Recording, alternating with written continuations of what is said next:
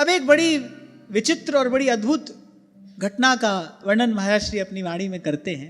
अब श्री स्वामी अखंडानंद जी महाराज के पास आप रह रहे थे। कुछ और भी विरक्त साधक एक साथ मिलकर रहकर भावपूर्ण अपनी अपनी रीति से अपने अपने भाव से अपना भजन साधन करते थे। एक दिन पूज्य श्री स्वामी जी महाराज ने महाराज श्री के हृदय का एक और कांटा निकालने के लिए कुछ खेल किया। बोले आज तो हमारी इच्छा है, 3-4 विरक्त साधक थे, बोले आज तो हमारी इच्छा है तुम सब जाओ ब्रजवासियों के यहां से कुछ मधुकरी लेकर आओ और आज तो मधुकरी का ब्रजवासियों की मधुकरी का आनंद लिया जाए।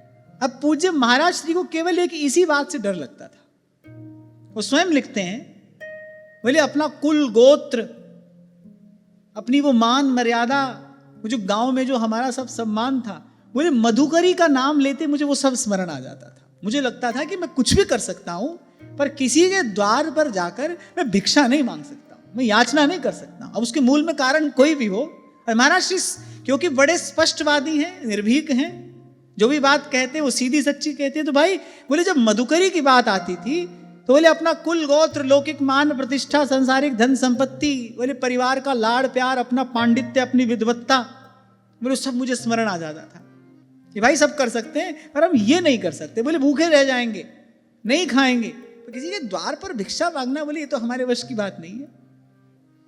पर श्री स्वामी जी का तो आप गुरु तुल्य आदर करते थे। अब उनकी आज्ञा तो गुरु आज्ञा है, अब इसमें तो कोई किंतु परंतु किया ही नहीं जा सकता। कह रहे बड़े बुझे मन से आप गए।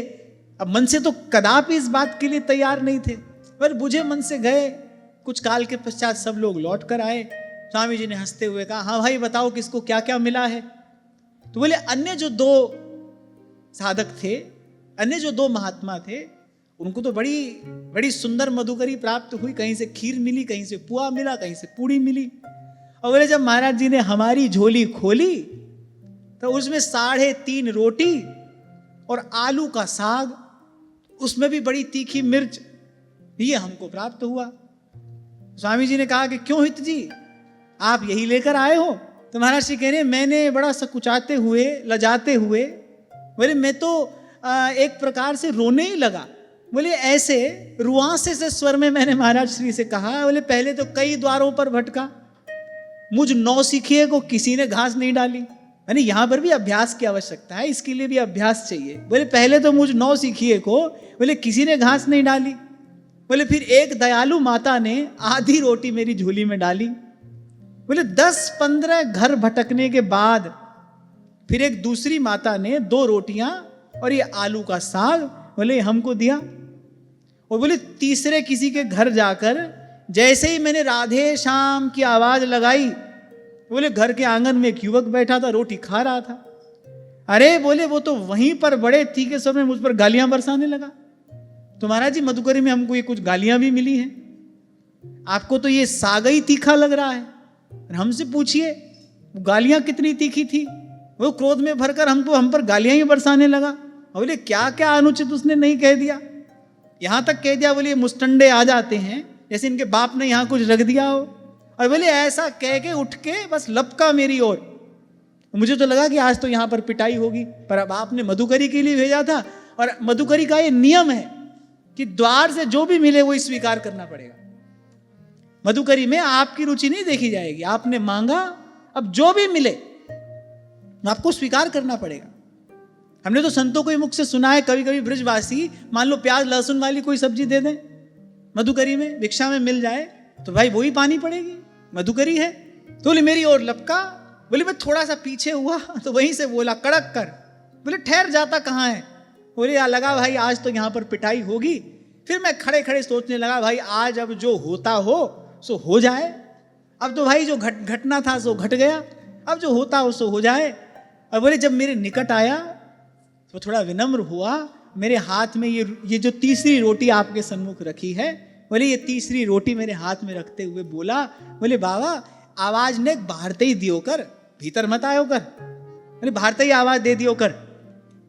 बोले महाराज जी इसके बाद किसी अन्य द्वार पर जाने का साहस शेष रहा नहीं। और ये 3.5 रोटी, कुछ गालियां, ये अनुभव और ये आलू का साग जो आपको तीखा प्रतीत हो रहा है, उन्हें ये हमको मधुकरी में प्राप्त हुआ है। वो ये बात सुनकर श्री स्वामी जी खूब देर तक ठहाका मारकर हंसते रहे और बोले, अरे हित जी, तुम्हारी भिक्षा तो अमृत भिक्षा है। बोले बाकी सब वस्तु तो उन्होंने एक और रख दी, पहले आधी रोटी स्वयं पाई उसी तीखे साग के साथ, और साथ साथ में चुटकी और ले दी। बोले तुम्हारी इच्छा हो तो जो गाली तुम सुन के आए हो वो भी यहाँ पर दोहरा दो, क्योंकि तुमने ये कहा है कि मधुकरी में वो तीखी गालियां भी मिली हैं, तुम्हारी रुचि हो तो वो गालियां भी हमको सुना दो, हम वो भी प्रेम से पालेंगे। तो बोले आधी रोटी श्री स्वामी जी ने पाई, वो सब सामान एक और रख दिया, वो जो बढ़िया बढ़िया पूरी साग मिला था। बोले तुम्हारी भिक्षा अमृत भिक्षा है। क्यों? क्योंकि इस भिक्षा ने आज तुम्हारे भीतर के उस रहे सहे अभिमान की भी निवृत्ति करा दी। बोले किसी के द्वार पर याचक होकर न जाना, अरे तुम विरक्त साधु हो, और साधु को तो मधुकरी वृत्ति से रहना ही चाहिए।